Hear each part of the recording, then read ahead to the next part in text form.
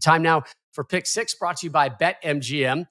Place your moneyline, prop parlay, and same game parlay bets at BetMGM. Download the app today. As always, please gamble responsibly. 6 games against the spread. Mark's got his deuce dog of the week. He's always trying to steal my dogs lately, I've noticed. Keep your paws off my dogs, Mark Ingram. I don't really love my dogs off. I know. That's why you keep leaning over to me. Let's start in the Big Ten. Michigan is 5-4. Michigan, the defending national champs, 5-4 against.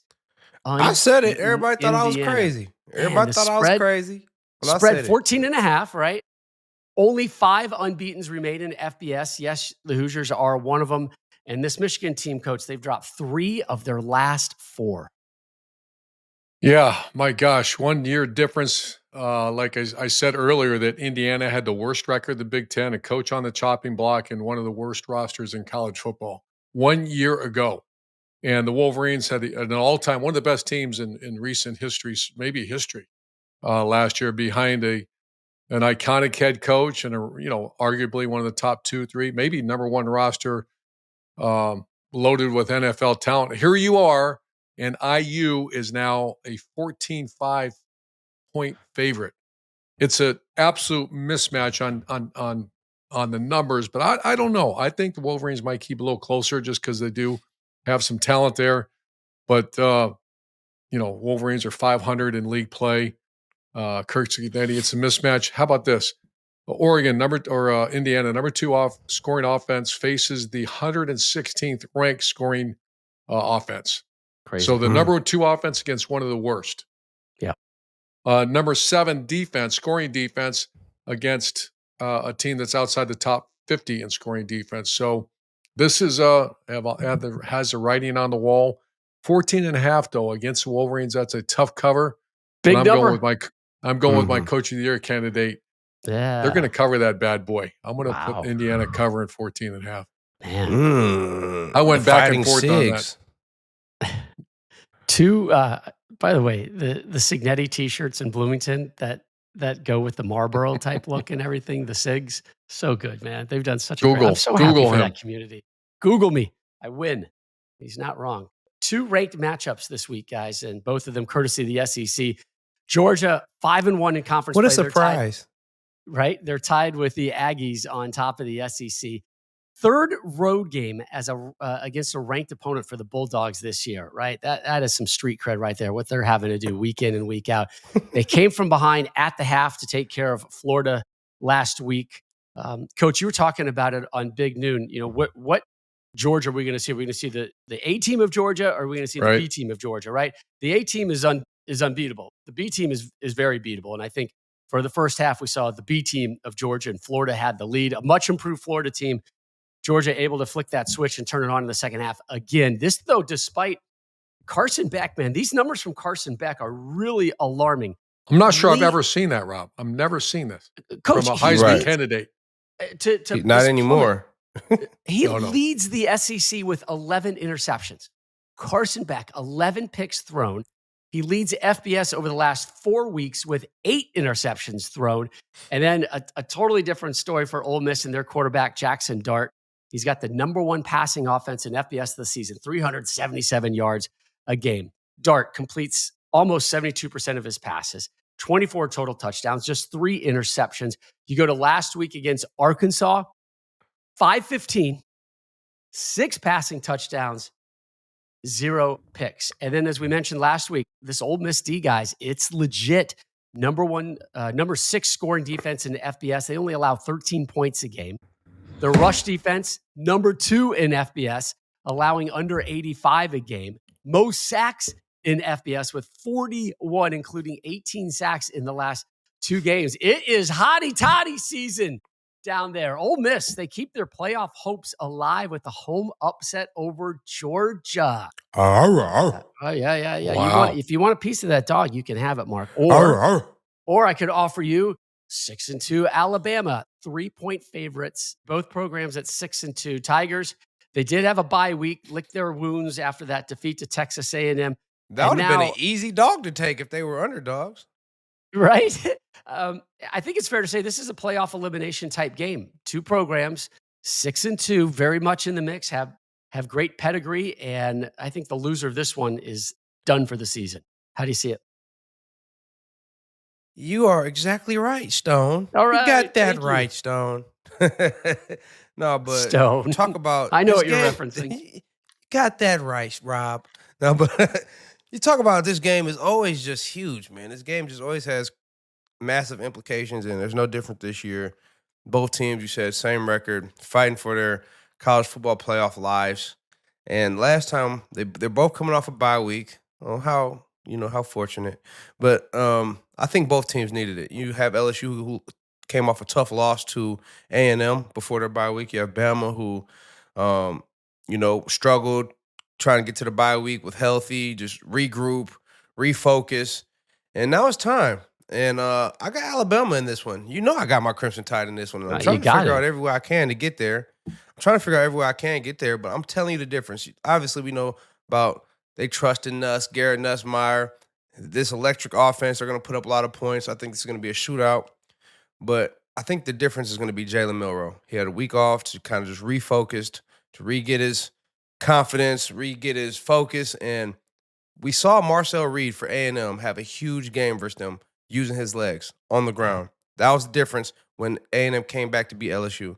It was his ability to change the game with his legs. I think it would be no different for Jalen Milroe. On the road, being able to utilize his legs, being able to use his playmaking ability to extend plays, to get out of trouble, and turn bad plays into positive plays, and take care of the football. We've been turning the football over. The defense has been playing a lot better, but the offense kind of hadn't met them this time. Earlier in the year, the offense was playing great. The defense wasn't. Now the defense is playing a lot better, and the offense has to catch up. So now, after this bye week, hopefully they can bring both things together, mesh both things together, and get a win in a tough place in Tiger Stadium in Death Valley at night. One of the toughest venues. That's the toughest venue to play in at night in Death Valley. Them folks ain't gonna be playing, man. They're gonna have Mike the Tiger right there outside the visitors' locker room. How close do you get to Mike the Tiger when you're right there? He was right over my shoulder, bro. I'm over here. I mean, 2 feet. Let's go. I'm like, oh,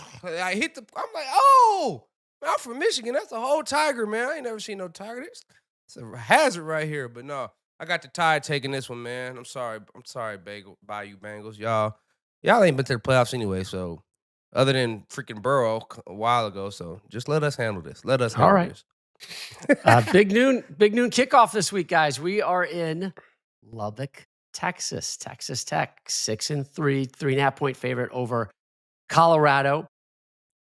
That one live on Fox. Buffs, they used their bye week to fire up the Travis Hunter for Heisman campaign. Travis flew out from, I think he was actually in Texas hanging out with Coach Prime doing some fishing, and then they flew him up to Penn State, joined us on the set. Colorado currently tied for second in the Big 12 standings. Mark, you mentioned it. BYU all alone up top. They're tied with Iowa State at 4-1. The Cyclones took a loss last week. How are they tied if BYU's undefeated? No, they're tied with Iowa State. Oh, yeah, but didn't Iowa State just lose? They did. They're tied at 4-1 in conference play. But BYU hasn't lost yet. I know. They're not tied with BYU. BYU's all alone in first. Oh, okay. My bad. Colorado's tied with Iowa I ain't listening. State. My fault. That's all right. That's all right. Listening's hard sometimes. It is. So, it is. Colorado, just ask your kids. Colorado, they've won 5 of their last 6. The only loss, it was a 3-point defeat to Kansas State. They don't have any remaining games against ranked opponents. So they got Texas Tech this Saturday, Utah, Kansas, Oklahoma State. The Buffs, you bet they've got a path to the Big 12 championship game and to the playoffs. Yeah, this is legit, guys. This is why we're big noon kickoff is heading down to Lubbock to keep an eye on what Texas Tech is, but also Coach Prime has got his Buffs get a chance to play into the postseason. They're at a really underrated Texas Tech side that upset then unbeaten Iowa State in Ames last week. Here's the dilemma, though. Red Raiders, number 1 scoring offense in the Big 12. Worst scoring defense in the conference, plus multiple turnovers in 4 straight games. They have a certified stud at tailback, Taj Brooks. 100-plus rushing yards. What you know about Taj? Taj, 100-plus rushing yards in all 8 games that he has played this year. He's averaging almost 131 a game. That's second most in the Big 12. 2 straight seasons with 1,000 yards rushing and 10 rushing touchdowns. Lubbock, man, it's going to be frothy. It's going to be in a frenzy. Big noon is going to be there. And I want to say they pull off the upset. but the rested Buffs with the pathway to the Big Ten title and the playoffs somehow sneak out of Lubbock with the win and cover it. Yeah, right? That's life in the Big 12. Maybe the most entertaining conference this year with just the parity and the chaos. I see you showing love to the R Beach, though, Stoner. You like that? You know we love that. I did that. We love to show the backs love. I see you. Hey, let's stay in the Big 12, a game we talked about. BYU, 8-0, 4-point favorite in Salt Lake City at a Utah team that was picked to win the Big 12. And here they are, 4-4. BYU was picked to finish 13th, control their playoff destiny, and it is a monster rivalry game, one that you know firsthand, Coach. Yeah, nasty rivalry game, and BYU is one of those teams, the team that can't be beat won't be beat. It's just one of those teams. We saw them score against Oklahoma State on the last play to go win the game. We saw them in person. The energy is big. Salt Lake City is about a 40-minute haul right down a little bit north of Provo. So there'll be a bunch of blue scattered in that beautiful red stadium as I tried to keep them out of there and I was there. But I don't know, man. Like you said, BYU was 13th at preseason pick. My Utes were number 1. It's been a show on offense ever since Cam Rising's down. They're averaging 12 points a game. Their quarterback, Isaac Wilson, has more turnovers than touchdowns. Zach Wilson's little brother. Yeah, not very good. And but the defense of Utah is typical Morgan Scalley. He's going to be he's going to be the next head coach in waiting for Utah when Kyle decides to step down. They're number 1 in total defense, number 1 third down defense, number 1 red zone defense in the Big 12. So this could be a low-scoring affair. BYU's top 25 in both scoring offense, scoring defense. Oh, man. I'm not sure I'll be welcome back in Salt Lake if I don't do it. But I think this is going to be a walk-off, low-scoring game, and I think Utah covers the spread. It started at 4.5. It's at 4. So Vegas might know something. It's going down. And I think they take care of the ball today. That quarterback's got to take care of the ball. Very low-scoring game. And I think BYU might win it, but it's going to be real close. Speaking of shrinking lines, how about what's happening in Happy Valley right now? Penn State down to a 13.5-point home favorite over a 5-4 Washington team. Remember, last week we were there, Beaver Stadium, record crowd. Saw James Franklin drop his 11th straight top 5 game. It's a whiteout tonight. On Saturday night, a whiteout with Washington in town. Mark, how do you see it?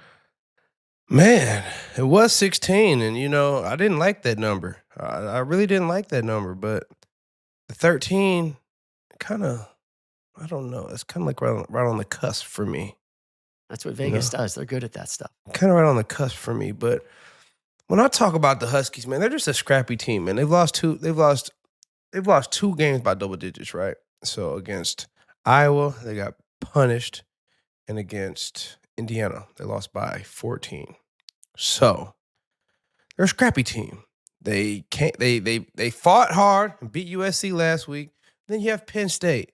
Just had a tragic ending to their game, right?